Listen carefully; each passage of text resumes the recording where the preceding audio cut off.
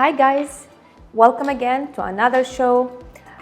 Today I am going to talk about a very important subject. I think everyone alive should learn the basics of this topic. The topic is the first aid. So if I want to define the first aid, what is it? It's an important skill that should be taught to anyone who has the ability to learn. Because the more people know the basics of the first aid, the more lives would be saved. You can make a difference between a life or death, or between someone who having a handicap. So what is the first aid? It's an immediate or temporary treatment that should be given for someone who has suddenly became ill or suddenly became injured, and you have to involve to give the help that is required to save this life by using the materials that exist in the scene. There is a first aid kit. This first aid kit should be there in every house, in every car, in every school, in every place in the world. This can save a lot of lives. So as a first aider, as I am someone who is going to provide a first aid, what the things that I have to put in my mind? There are 3 P's. The first P is to preserve the life. My goal is to save this person's life. Number 2, prevent the situation from getting worse. If I have a cut, if I have a damage, I need to preserve it so it's not going to worse. And I need to promote recovery. So when the medic arrived to the place, I can help them somehow to promote the recovery. Then there are some ABCs I need to think about, which is A, B, C. A is the airway, B is the breathing, and C is the circulation. I need to make sure that this person is still alive and his heart still beating. But in order to provide this help to the person, to the victim, I need to make sure that I am ready to do this help with this training that I am going to provide to you today. The first aider, our body have a response to situation. It's called a fight or flight. What does that mean? It's when your body starts to release a hormone that is called adrenaline. Whenever there's an accident, whenever there's something sudden happens around you, you see someone, is it one or a lot of person, they have a car accident, a lot of a crash or something, anything, any reason, any accident can happen. So you have a lot of people. Before you get yourself into the scene, you have to make sure you're well protected. You don't know what kind of vaccines you have, or maybe there's a disease or something in this person that you're trying to help, and you might get it with a cut or any direct contact with the victim. You don't know what they have, any case, so you should make sure you are protected, especially from the blood and or the body fluids. So how can you protect yourself? By wearing the gloves. Just put on the gloves and make sure you don't get involved in anything without you protect yourself by washing your hands before and after the involvement, and you wearing the gloves. Protect your body as much as you can, because you might lose your health as well.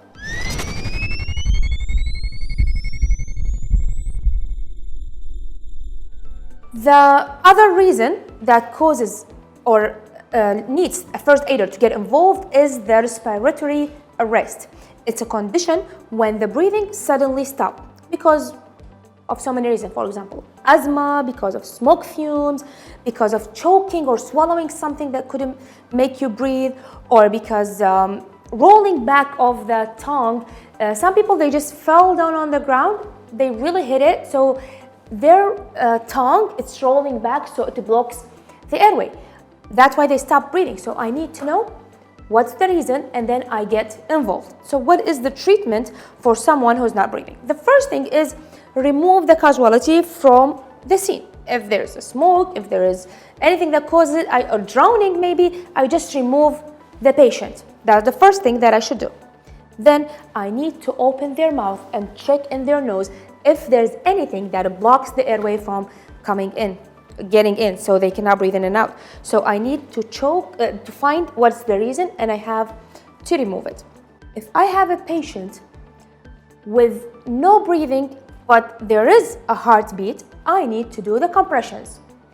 Most of you heard about it, but you don't know how to do it.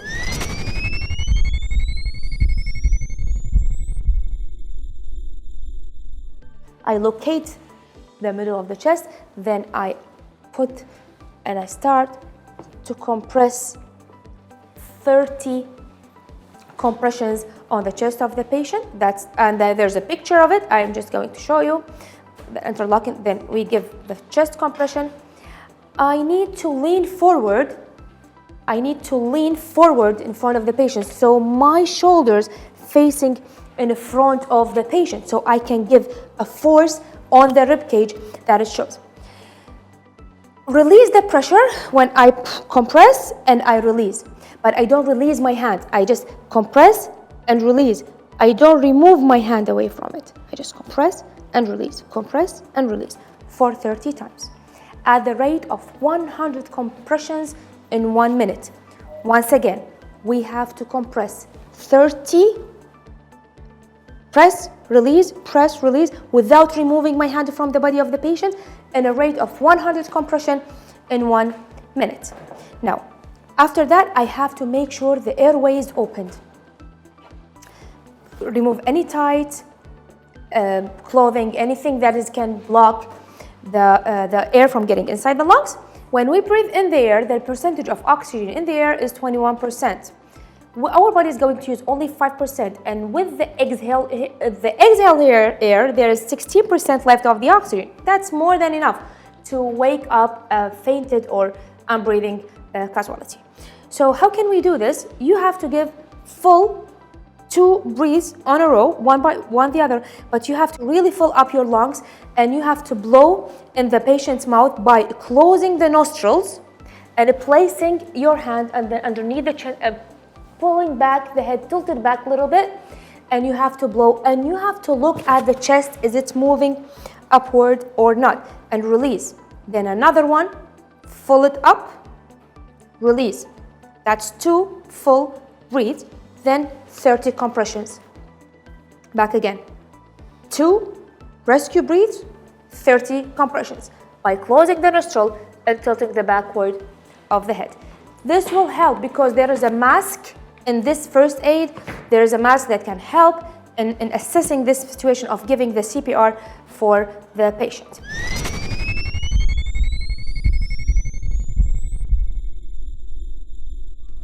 Now I am going to talk about another pose that needs real involvement, which is cuts and wounds. Most of the cuts, no matter how deep they are, they can be controlled easily, but we have to know how to do it. The first thing that we should do as well, wash your hands, protect yourself, then get involved. So the first thing I need to do, I place the cut under the water just to remove if there's any dirt. Get a gauze, a cotton, or any cloth, press on it, keep on pressing on it, and keep the cloth, even if it's all soaked in blood. Don't remove it, because this cloth will help in making a mesh or just helping in clotting or stopping the blood flow from there. So keep on adding more and more in cloth and apply a pressure on it, not really strong, just apply a pressure and keep it until you are going to take it, if it's required, to take the patient to the hospital for stitches.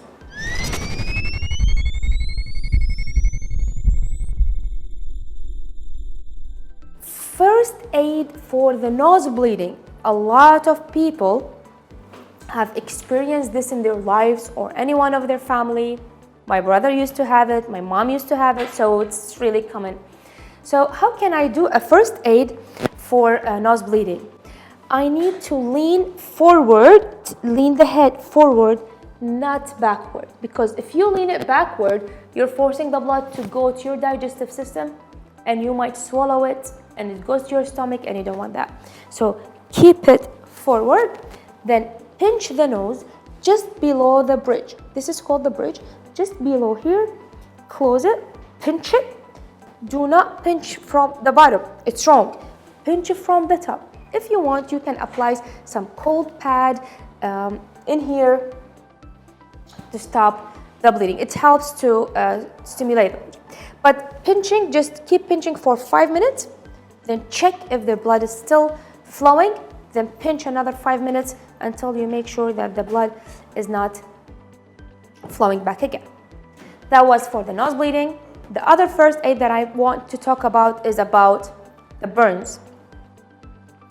So the first thing I can do if someone having a problem burning by chemicals or by fire or a hot sub-object, the first thing I should do is to remove the patient from the resin or the chemicals from the hand or from the face. Wash and rinse thoroughly with water. This is the first step. But do not use ice. A lot of people, when they have burned or fires, they just place ice. This is gonna make it even worse. There are degrees of the burn, how deep tissue are damaged by the burn. So you might just change from degree first to second or third degree. Just don't use ice. It might cause more damage to the tissues. Just wash it with water. Then apply a light gauze or a light cloth. When I was talking about a wound, I said with a pressure. Here you don't have to apply any pressure, just light wrap of bandage or gauze, apply it. A lot of people, especially in the Middle East, they like to use home remedies. They put butter, oil, I don't know what, they just keep on applying stuff from the kitchen. Don't do this because it might make it even worse. Just water and wrap it. Then the patient, it's so painful, you know, it's just, especially if it's a kid or anyone, it's just so painful. So take ibuprofen, take Panadol, it's just to reduce the pain. When there's a burn, maybe blisters, you know, like this, just look like a bubble that has water in it, it's a blisters. Don't remove it. You make it worse. Just keep it and see a dermatologist as soon as possible to give you the best ointment. There is like a lot of ointment that's really good ones. The ones that I used to use always in my house, it's called Meebo, and I like it. It's really good. It really helps in any kind of burn. It really helps. So that was about the burns. We still have a lot of first aid we can talk about. We have to talk about fractures, amputations, teeth, when somebody like suddenly fall the teeth, like with an accident or something. Everything has their own management. Please have the passion of educating yourself and keep on reading and keep on sourcing out the information so you can make yourself a reason that can save someone's life.